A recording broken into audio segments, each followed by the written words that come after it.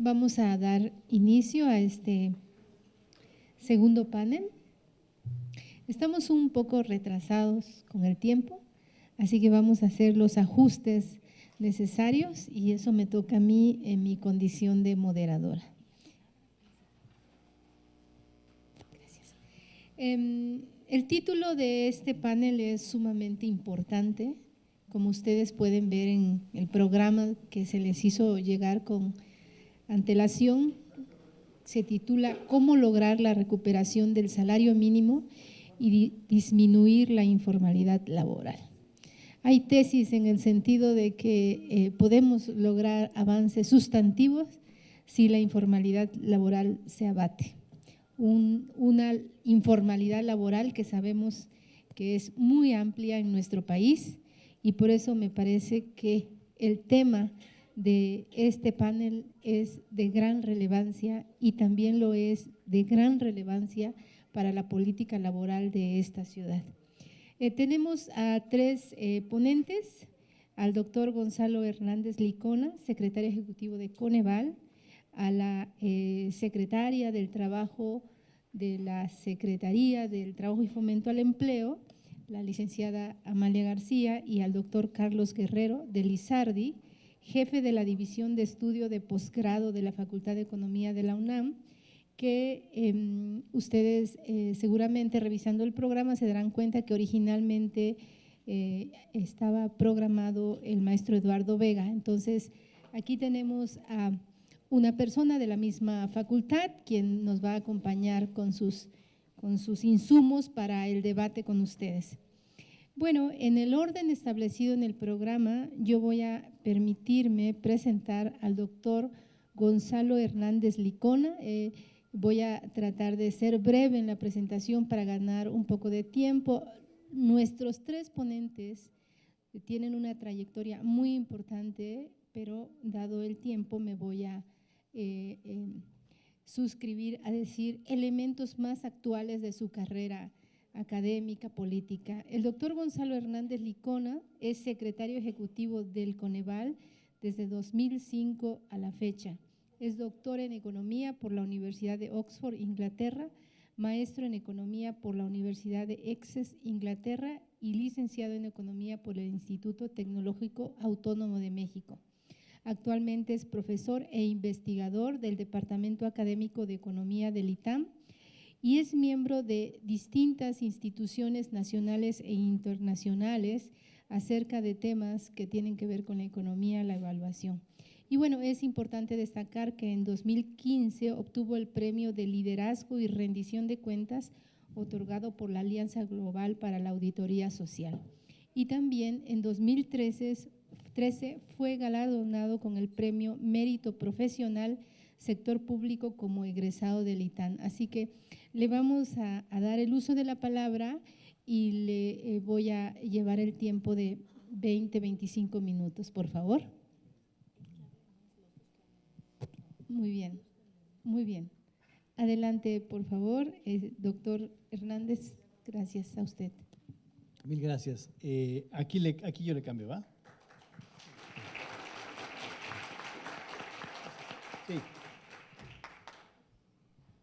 Muy bien, pues muchas gracias por la invitación, secretaria. Y platicábamos con la secretaria Amalia que este tipo de foros es bien importante porque, como ya han visto durante toda la mañana, el reto que viene para el país en los siguientes años, especialmente empezando el 20 de enero del año que entra, va a estar interesante. Y hay muchos temas que hay que prever, hay muchos temas que hay que analizar, sobre todo para que los gobiernos, el federal, el de la Ciudad de México y los demás gobiernos estemos previendo qué puede pasar. En el caso muy particular, yo voy a hablar de un tema que no siempre es fácil porque casi con nadie uno queda bien, que es el salario mínimo, el tema del salario mínimo. Pero déjame enmarcar que a mí siempre me gusta que cuando uno habla del salario mínimo, hagamos un paso para atrás y más bien hablemos de los salarios en general. Y la pregunta fundamental es, ¿de qué manera podemos tener estrategias para aumentar los salarios, los ingresos de los hogares, independientemente de usar solamente el salario mínimo? El salario mínimo, el aumento del salario mínimo, es una de varias herramientas para aumentar los ingresos de las familias y por lo tanto uno debería pensar de manera general en las estrategias para aumentar los ingresos de las familias y en donde el aumento del salario mínimo tiene cabida, ¿no? Y la motivación más grande es a lo mejor ver esta gráfica. Esta gráfica muestra los ingresos de los hogares promedio en México, del 92 al 2014, ¿no? Esa gráfica tiene muchas lecturas. Una de ellas es que, la de largo plazo que yo quiero resaltar, es que en ese periodo, pues los ingresos, si uno ve de punta a punta a los hogares en los ingresos, pues prácticamente estamos igual que desde el 92, ¿no? Hubo ahí reducciones importantes con la crisis del 94, recuperaciones importantes, reducción otra vez por la crisis financiera internacional, también otra reducción por ahí en 2014 que tiene que ver con el aumento en el precio de los alimentos, la crisis financiera, pero con cualquier eventualidad que nos haya pasado del 92 a 2014, el ingreso promedio de las familias prácticamente se parece mucho al del 92. Es decir, después de muchos años, casi más de 20 años, no hemos sido capaces en México de poder incrementar los ingresos de las familias. Y eso, por eso yo te decía que lo importante es sí pensar en el salario mínimo como una posibilidad, pero también reflexionar en el resto de las cosas que no hicimos o hemos dejado de hacer o que nos han salido no muy bien para que el incremento del salario esté ahí. Déjame hacer este es el 92-2015, déjame hacer un zoom, déjame hacer con una lupa, ver los últimos años que con otra fuente de información también del INEGI, esta es la encuesta de ocupación y empleo, podemos ver cada trimestre hasta 2016. Esto nos dice una historia un poquito diferente, aunque hay una permanencia. Una es de lo que veníamos, este es el poder adquisitivo del ingreso del trabajo de las familias promedio. Entonces, el INEGI pregunta en este hogar cuál es el ingreso del trabajo de los miembros de la familia y ese es el promedio y ve lo que teníamos en 2007, ve la caída importante de este poder adquisitivo a 2014 y a partir de 2014 al 16 se ha recuperado un poco el poder adquisitivo, por buena razón, por una inflación más baja que en años previos. Pero aún así, este ingreso promedio de 2016, tercer trimestre, sigue estando muy por debajo de lo que teníamos en 2007. Entonces, una noticia buena de coyuntura, estamos mejorando un poco, sin embargo, en largo plazo nuevamente vemos que no estamos al nivel de 2007.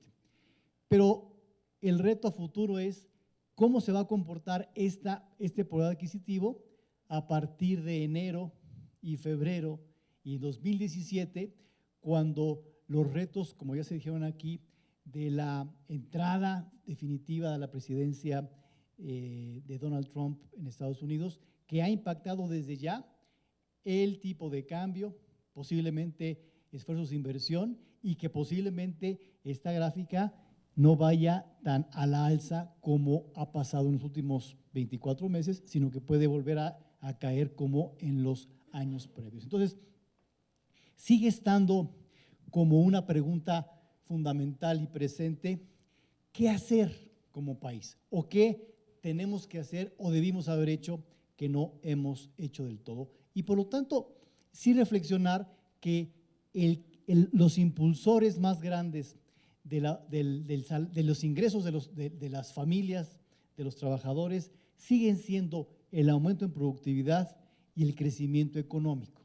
México, a diferencia de países como China y como la India y como Chile y como Brasil en su momento, no hemos tenido un crecimiento económico más allá del 2% promedio. Y eso implica básicamente que toda la labor de todos los mexicanos y mexicanas en conjunto no hemos sido capaces de darle mucho valor agregado a nuestra riqueza, a nuestro ingreso, y por lo tanto no hemos tenido lo suficiente aumento en productividad, calidad educativa, inversión, como se dijo en la mesa anterior, y porque atrás de la productividad, el crecimiento está educación de calidad, inversión pública y privada, reformas grandes, menor inseguridad en el país, competencia económica, un sólido Estado de Derecho y elementos de inclusión económica y social. Un país, como decía Adam Smith, que hace todo esto medianamente bien, es un país que crea riqueza. En México nos hemos quedado muy por debajo de este crecimiento económico, esta creación de riqueza que al final se convierte en mejor bienestar para las familias. 2% de crecimiento en los últimos 60 años. Fíjate la importancia del crecimiento económico que implica creación de empleos y que implica aumento de los ingresos. Si en vez de crecer 2% promedio anual, hubiéramos crecido ya no 12% como los chinos, eso nos gustaría para un domingo en la tarde, digamos, ¿no? Pero en vez de 2%, 3% promedio anual, de 2 a 3, un puntito nada más. Si por 60 años México hubiera crecido no al 2%, sino al 3%, hoy, 2016, tendríamos en promedio las familias mexicanas 60% más de ingreso.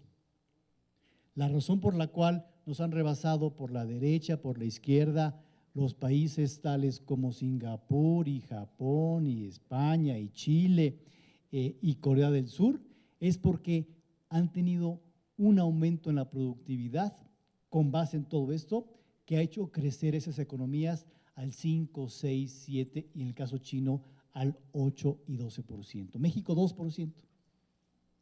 Entonces, este elemento fundamental hace crecer los ingresos. Pero también es cierto que hay otra medida, otra forma de hacer crecer una parte de esos ingresos, que es incrementos al salario mínimo. Lo que yo quiero subrayar en esta plática es que el incremento del salario mínimo es una de muchas estrategias que hay que seguir, no la única. Si queremos pensar que el aumento del salario mínimo es lo único que nos va a sacar de la pobreza, estamos en un error.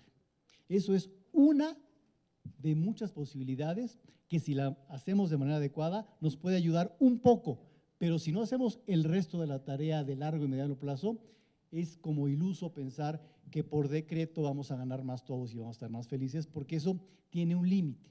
Entonces, ahora sí me enfoco en el salario mínimo. En México, ¿por qué hablar de incremento del salario mínimo? Tiene sentido.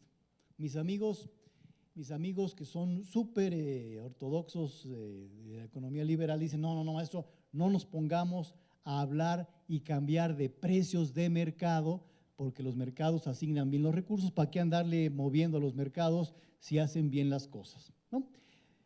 Pero yo digo un par de cosas. Uno, el salario mínimo en México sigue estando tan bajo que hay espacio para incrementarlo sin afectar demasiado inflación y otras estabilidades económicas. Hay chance de hacerlo. Dos, México es un país súper desigual, de hoy y de hace muchos siglos. Por lo tanto, en medio de ese proceso de mercado libre, ¿cuántas veces tú y yo no hemos, con entera libertad, por cierto, rentado nuestro departamento, vendido un producto, dado un servicio un poco menos del precio a gente que nos importa, a nuestros conocidos, a nuestros amigos, a gente que queremos apoyar? Decimos, mira, la renta de mi departamento debió haber sido 10,000 pesos, pero como somos cuates, te lo voy a dejar en 8,000, 7,000, porque somos cuates, porque me interesas, porque me importas. Eso sucede en los mercados sin intervención gubernamental y lo hacemos por un elemento de empatía y de solidaridad y de cohesión social con esa persona que te importa. Entonces digo yo, en medio de un país tan desigual, con un salario mínimo tan bajo y que necesitamos un poco más de cohesión social frente a la amenaza que va a llegar en enero, ¿por qué no tenemos en ese proceso un poco de solidaridad? Que implicaría este esfuerzo nacional de solidaridad con los que menos tienen, con los que menos ganan, y decir, podemos aumentar el salario mínimo, que es una fracción chiquititita de la masa salarial. Es chiquititito, quien gana menos en un salario mínimo a nivel formal es chiquititito. Es decir, quienes están preocupados de que el aumento del salario mínimo puede tener repercusiones negativas en la economía vía desempleo, vía aumento de la inflación, me parece que están exagerando. Yo creo que hay rumbo, hay espacio de incremento del salario mínimo para que tengas un elemento de solidaridad y que no tengas repercusión en finanzas. Dos enfoques de poderlo hacer, dos enfoques. Una parte, yo entiendo que ya se hizo un incremento interesante en días pasados, que toma algunos de esos elementos, pero déjame darte dos posibles soluciones diferentes. Una, el ver al salario mínimo no como ese salario que le da pie al incremento del resto de los salarios, sino como un elemento de pisos mínimos. Es decir, en este país, las y los mexicanos no quisiéramos que ningún mexicano, ninguna mexicana gane menos de un piso mínimo solidario. Déjame hasta cambiarle de nombre. Un piso mínimo que se vea como a partir de esto nadie queremos que gane menos, sobre todo en empleos formales. Y dos, si ese incremento solidario es vía el salario mínimo, si le quieres llamar de esa manera, que sea un incremento solamente en pesos, en absoluto, que no se traduzca en porcentaje para evitar el efecto posiblemente inflacionario del salario mínimo, es decir, un piso de 80, de 90, de hasta 110 pesos o un poco más, la economía mexicana da para eso y tener un incremento incluso mayor que el que anunció la CONASAMI hace unos días, ¿no? Un ejemplo, si este ejercicio lo hiciéramos para que la persona formal pudiera tener un salario del monto del nivel de la línea de bienestar que el propio Coneval ha dicho que es el que incluye ingreso alimentario y no alimentario para una persona, no para toda la familia, para una persona, si ese salario mínimo o piso solidario sube hasta ese nivel, más o menos 90 pesos, la pobreza puede bajar de 46.2 a 45.7. No es tanto porque no hay tanta gente formal que recibe menos del salario mínimo. Pero si este ejercicio solidario se traslada incluso hacia el asalariado informal, la pobreza podría bajar hasta 42.1%, que ya es un nivel significativo, pero sobre todo que estamos hablando de un proceso de que las mexicanas y los mexicanos tenemos solidaridad con quien gana menos sin perjudicar prácticamente nada en la estabilidad económica y la inflación. Entonces, una vía es tener un piso mínimo y si el efecto, que hay que aumentar muchos pesos, que sea en pesos y no en porcentaje. Segundo efecto, el efecto en porcentaje, que le llaman los expertos efecto Faro y déjame llamarlo efecto Abascal, ¿no? Yo no sé qué piensen ustedes de nuestro amigo ya difunto Carlos Abascal, que si le gustaba o no Aura y demás, yo lo criticaba, pero déjame decirte lo que hizo Carlos Abascal, que yo no lo conocí personalmente, cuando estuvo casi 5 años en la Secretaría del Trabajo. Un objetivo bien importante era tratar de revertir la caída del salario mínimo que en picada venía de 76 al 99. Si tú, ahorita pongo la gráfica, el salario real venía en picada. Y Carlos Abascal, un poquito con su proceso propio, medio religioso y medio, decía, a ver, esto no es justo, cabrón. Esto está de la fregada. O sea, no podemos preciarnos de un país sólido y cohesionado si el salario mínimo sigue bajando al ritmo que está bajando. ¿Por qué no lo subimos un poco? Al menos para dejar que deje, para que no caiga y aumentarlo un poquito. Entonces, Abascal era un muy buen político, por cierto, ¿no? Entonces, cuando los factores de la producción acordaban un incremento del salario mínimo, uno inercial, Carlos Abascal iba con cada uno de los pares y decía, oye, a ver, un cachito más, cabrón. A ver, dijimos que 8, pues que sea 9, que sean 8.5, que sean 8.6. Y por 5 años, Carlos Abascal hizo esa negociación en donde le aumentaba un piquito más a lo que habían acordado los factores de la producción. Y déjame mostrarte la gráfica de ese proceso. Entre el 76 y el 99, el salario real cayó 74%. En el periodo de Abascal dejó de caer y subió 4.3%. Y cuando Abascal dejó de ser secretario, aumentó 0.1% antes de la crisis económica financiera, que no hay que contarla porque eso distorsiona. Entonces, en este proceso, lo que Abascal pensó fue, déjame aumentar cachitos y cachitos, con una ventaja, que aquí sí hay efecto faro, y que el resto de los salarios tomaban ese incremento como base, y por lo tanto, si tú ves la gráfica de salarios en general, tuvieron un repunte en ese periodo por este cachito y cachito y cachito, ¿no? ¿Qué hizo la CONASAMI hace unos días? Eligió el primer efecto, el efecto, no el efecto faro, sino porque el incremento del salario mínimo fue de dos partes. Un incremento prácticamente inercial de 3.9%, que ese casi no afecta nada, ni cambia nada la trayectoria, más un incremento en pesos, un incremento absoluto que hizo que el salario tuviera un crecimiento más alto que en los años previos, ¿no? Tampoco es que es espectacular, así es, simplemente que cambia la inercia un poco, pero con el primer efecto. Entonces, a lo mejor el día de mañana vamos a hablar, cuando se asiente la historia, ¿no?, del efecto Mancera o del efecto Navarrete-Prida, a ver cómo se pelean los dos el padrinazgo del niño, pues, pero por eso digo yo, es una forma que acota la posibilidad de salario mínimo. A mí me hubiera gustado un incremento más alto que el que determinó la CONASAMI en materia absoluta, porque yo decía, el mercado laboral mexicano da para más, me hubiera gustado algo más alto, pero el efecto va a tener un incremento marginal respecto al pasado.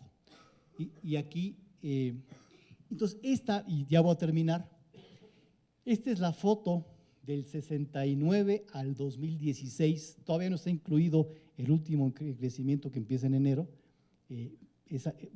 esto va a crecer un poquito más para el lado derecho, pero esto es lo que pasó en varios años y a partir de aquí se estabiliza en el año más o menos 99-2000. ¿Cuál es el reto?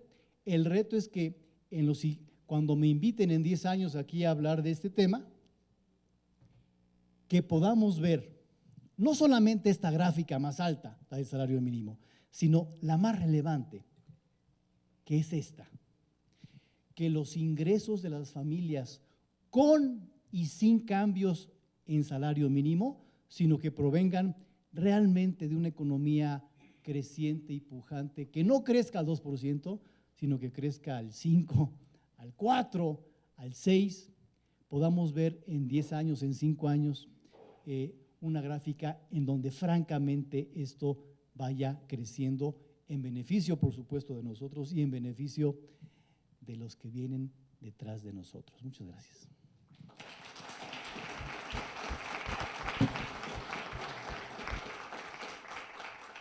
Muchas gracias. Considero que nos ha dado algún término muy, de repente cuando se está discutiendo cómo llamarle al salario mínimo, si salario remunerador, de qué manera ahora hemos escuchado este piso mínimo solidario, ¿no? Un término que me parece innovador y me parece que también hizo propuestas concretas de cómo ir disminuyendo la pobreza. Habló del 45, 42%, del 46% en que hoy nos encontramos. En fin, muchas gracias por esta participación, estos insumos para más adelante las preguntas y las inquietudes del público. Voy a dar la palabra enseguida al doctor Carlos Guerrero de Lizardi. Carlos Guerrero de Lizardi es… ¿Lizardi? Sí. Sí, perdón, tuve una duda.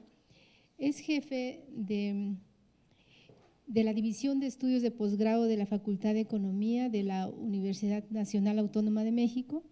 Realizó estudios doctorales en Economía Aplicada en la Universidad Autónoma de Madrid, en los que obtuvo la distinción de cum laude en Harvard Kennedy. Asimismo, cursó y también investigó en los años 2004 y 2009 en el Harvard Kennedy School of Government. También quiero decirles que fue director del doctorado en Política Pública, concentración en Economía Pública y coordinador académico de la maestría en Economía y Política Pública, ambos programas del Tecnológico de Monterrey.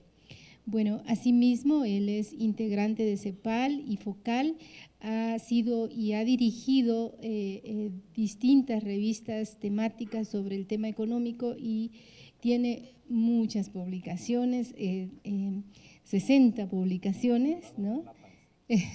Muchas publicaciones y bueno, sus áreas favoritas sobre su trabajo son el análisis multivariante de series de tiempo y microdatos y las metodologías estadísticas para la medición de variables económicas. Grosso modo, de una larga trayectoria académica. Muchas gracias, Carlos. Adelante.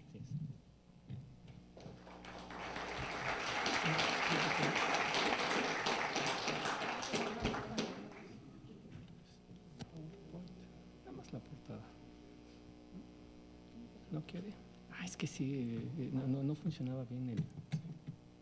¿Se quedó pasmada?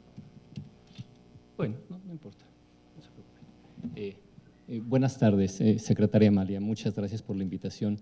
Es un gusto estar aquí con todos ustedes. El director de la Facultad de Economía, Eduardo Vega, me solicitó que estuviera por acá y les platico brevemente la historia que tiene que ver con las dos preguntas de la mesa. ¿Cómo lograr la recuperación del salario mínimo? ¿Cómo? Haciendo que la política pública rebase, rompa los marcos en los que tradicionalmente se ha hecho en México y en muchos otros países y que sea una iniciativa, por ejemplo, de un gobierno local, pero que sea retomada por ejemplo, dos universidades, la UNAM, orgullosamente, el Colegio de México, la CEPAL, contribuyó con dos investigadores en ese primer documento de hace años de recuperación, ¿de acuerdo? Entonces, la UNAM ha estado participando en este proceso, en esta construcción conjunta de esta política pública clave. Si me preguntan, la economía mexicana tiene algunas dificultades, por ejemplo, la competencia económica, déjenme decir al vuelo, el crecimiento económico, pero la dificultad número uno que tiene que enfrentar este país en el corto, en el mediano y en el largo plazo es el tema de la recuperación del poder de compra de los salarios, ¿de acuerdo? Que tiene que ver con colaterales, la desigualdad, la pobreza, etcétera. Entonces, hace poco también entre la UNAM y el Consejo Económico Social organizamos un curso, Teoría y Evidencia Internacional de los Salarios Mínimos, La charla inaugural la dio el profesor Wolfson, destacado, recibió hace poquito un premio en Estados Unidos, un premio muy famoso, y entonces por eso estoy aquí. La UNAM y en específico la Facultad de Economía se ha interesado evidentemente por este tema y queremos seguirlo empujando, y ojalá otras universidades públicas y privadas entendieran la relevancia de entrarle a este tema, empujarlo, porque creo que la viabilidad de este país se juega en cambiar lo que ha pasado en las últimas décadas, ¿verdad? Gracias otra vez por la invitación. Empiezo por el principio. Vamos a hablar de los salarios, del salario mínimo, en general de los salarios, es decir, del precio al trabajo. Cuando hablamos de precios, caemos en la arena de la distribución. Es decir, desde el punto de vista económico, un país, una sociedad, tiene dos tareas: cómo producir más, digamos coloquialmente, pasteles, producción. Y el otro tema, distribución. ¿Cómo nos repartimos ese pastel? Cuando ustedes escuchen hablar de precios, cualquier precio, la tasa de interés, el tipo de cambio, el precio de los bienes y servicios, el precio del trabajo, eso los debe llevar inmediatamente a reflexionar. Esto, precios a la arena de la distribución, ¿de acuerdo? ¿Por qué de la distribución? Porque dependiendo de mis ingresos, del precio del trabajo que yo recibo, es que voy a poder comprar una rebanada más chiquita o más grandota de ese pastel. Distribución. Cuando una empresa fija su margen de ganancia, que es un precio,